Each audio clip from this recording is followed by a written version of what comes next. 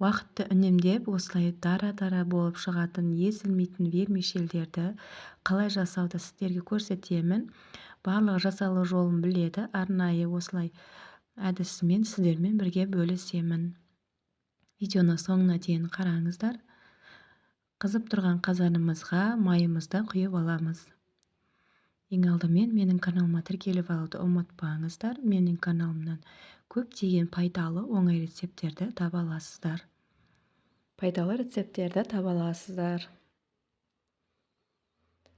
Осылай етімізді қуырып аламыз.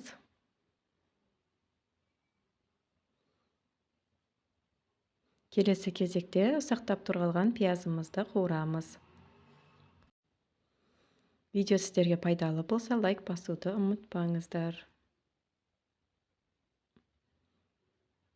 Ал енді осы жердегі ең құпиясы бізде вермишельдерімізді әсел пешімізге қыздырып алатын боламыз. Осылай ыдысына салып аламыз. Және де пешімізді қыздырып, осының ішіне салып қызартатын боламыз. Арасында араластырып отыруды ұмытпаңыздар.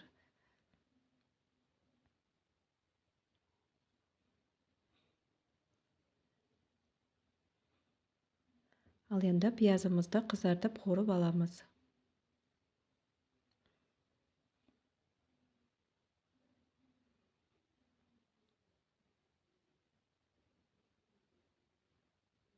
Келесі кезекте сәбізімізді қуыратын боламыз.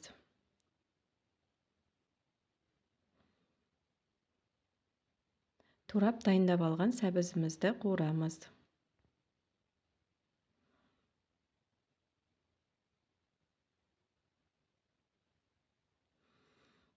Келесі картошкаларымызды осылай кішкене кубик етіп тураймыз.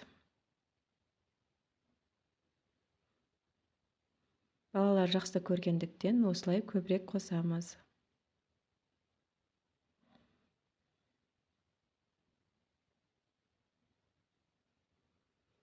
Келесі кезекте картошкаларымызды да қызартып қуырамыз.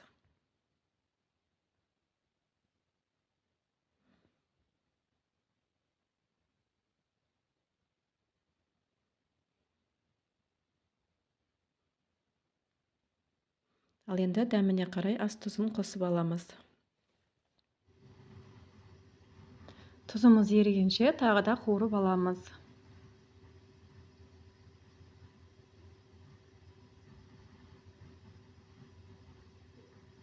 Неге қызартып қуырып алдық? Ал енді осылай дайындап қойған вермишельдерімізді қосамыз. Біркелкі болғанша барлығын араластырып шығамыз.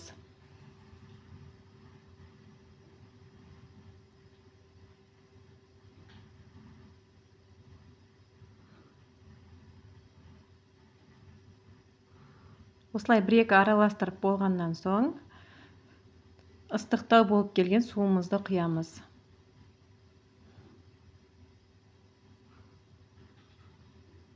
Вермишельдер кішкене батып тұратындай етіп, суымызды құйып аламыз.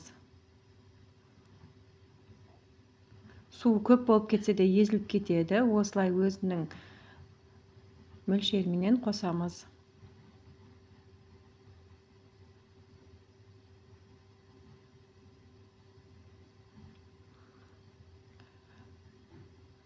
Кішкене қайнатқаннан соң, отымызды орташаға қойып, қақпағын жауып қоямыз.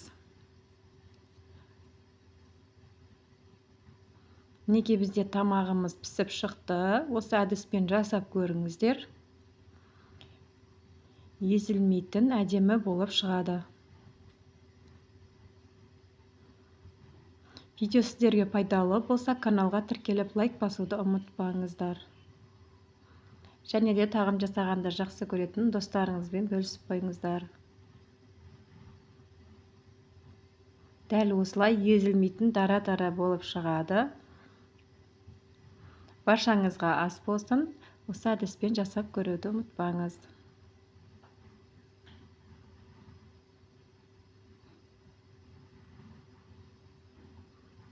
Осылай өте керемет болып шығады.